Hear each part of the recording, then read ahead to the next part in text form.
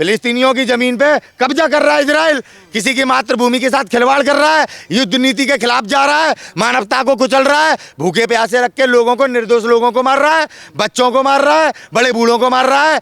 कोई रावण ही होगा जो इजराइल के साथ खड़ा होगा। आई समझ में? कोई भी मनुष्य, ईमानदार व्यक्ति, न्याय करने वाला व्यक्ति कभी इजराइल के साथ खड़ा नहीं होगा। तो कौन सी मानवता के साथ हैं वो मानवता के साथ हैं। कभी मणिपुर गए आज तक भारत के प्रधानमंत्री हैं? यही है ना भारत के प्रधानमंत्री जो विदेश में जाके कह रहे थे मेरा सबसे बड़ा दुर्भाग्य कि मैं भारत में पैदा हुआ। ये प्रधानमंत्री के ही शब्द हैं। Make in India, digital India, उठेगा इंडिया, पढ़ेगा इंडिया, खेलेगा इंडिया। अब कह रहे हैं साहब गुलामी का प्रतीक है इंडिया। पीएम साहब हैं ये पीएम साहब हैं, मुंगेरी लाल की तरह बात करते हैं। भाई बड़े बड़े देश खामोश बैठे हैं। आज फिलिस्तीन की तबाही का नज़ारा देख रहे हैं। आने वाले समय में इजराइल चाइना के साथ भी यही करेगा, यही रसिया के साथ करेगा, यही भारत के साथ करेगा। जो लोग दूसरे के घर में आग लगे बैठ के तमाशा देखते हैं तो आने वाला समय उन्हें दिखाता है कि आज तुम्हारा भी घर जल रहा है। आज फिलिस्तीनी नागरिकों के लिए आज मानवता के तहत आज कोई खड़ा नहीं हो रहा। आने वाला समय उन्हें नज़ारा दिखाएगा। ये इजराइल आज फिलिस्तीन के साथ कर रहा है, आने वाले समय में सभी एशियाई देशों के साथ इसी तरह से ये कार्य करेगा। तृतीय विश्व युद्ध की स्थिति को पैदा कर रहा है इजराइल। आज अगर दुनिया के देश एकजुट होकर अमेरिका को और इजराइल को नहीं रोकेंगे तो आने वाला समय एशियाई देशों के लिए बड़ा दुर्भाग्यपूर्ण समय होने वाला है। वहाँ भी हिंदू मुस्लिम करने के चला गया आपके देश के मीडिया का, भारत के मीडिया का तो यही तो कमाल है। जब से ब्राह्मणों ने देश में शासन पर बैठे हैं, आरएसएस की सरकार देश में चल रही है, तब से यही हो रहा है। मीडिया झूठ पे झूठ दिखा रही है। जब हमारे देश की चीफ जस्टिस ऑफ इंडिया कह रहे हैं, न्यायपालिका कह रही है कि मीडिया सच को झूठ, झूठ को सच करके दिखा रही है, और भारत सरकार केवल अपने लिए कानून बना रही है, तो फिर समझ जाना चाहिए देश को, बहिष्कार करना चाहिए मीडिया का, ऐसे मीडिया का जो आज दुनिया में नफरत फैला रही है। आज फिलिस्तीन के नागरिकों की जान बचानी चाहिए, नहीं बचानी चाहिए? भूखे बच्चों का क्या दोष है? बड़े बूढ़े सिटीजनों का क्या दोष है? आज गाजा पट्टी पे बम गिरा रहे हैं, धमकी देते 3 घंटे में खाली कर दो। ये कोई युद्ध नीति है? ये कोई युद्ध नीति है? किसी भी नियम को नहीं मान रहे। ये तो आतंकवादी बन गए। आज इजराइल देश तो खुला आतंकवादी बन गया है। अरे उनकी जमीन है, कैसी बात कर रहे हैं पत्रकार साहब आप? कोई अपनी जमीन छोड़ के चला जाएगा?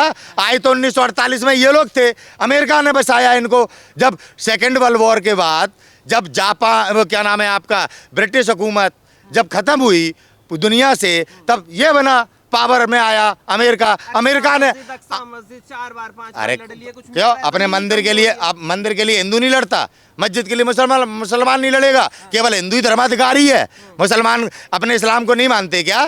कैसी बातें कर रहे हैं आप? फिर आप राम मंदिर के नाम पर भावनाओं के आधार पर आपने फैसला दे दिया। मुसलमानों की भावना ही नहीं है, समस्त खाड़ी देशों की, सभी मुस्लिम कंट्रियों की अक्सा मस्जिद में भावनाएं हैं। समझ में आए? सकीना ताबूत में भावनाएं हैं। मुसलमान सारा उनको सपोर्ट कर रहा है। करना चाहिए, मानवता के साथ सबको खड़ा होना चाहिए।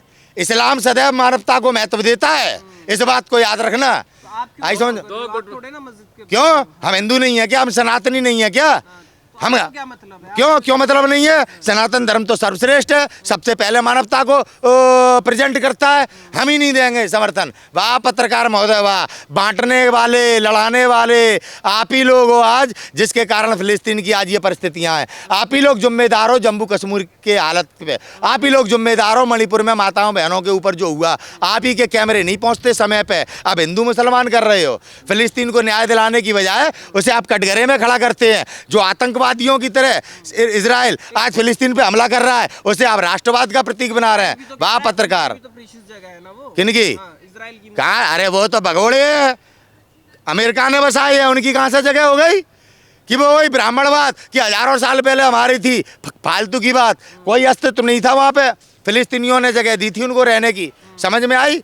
और अक्सा मस्जिद को बचाने के लिए, ताबूत सकीना को बचाने के लिए मुस्लिम कंट्रियां कुछ भी कर सकती हैं।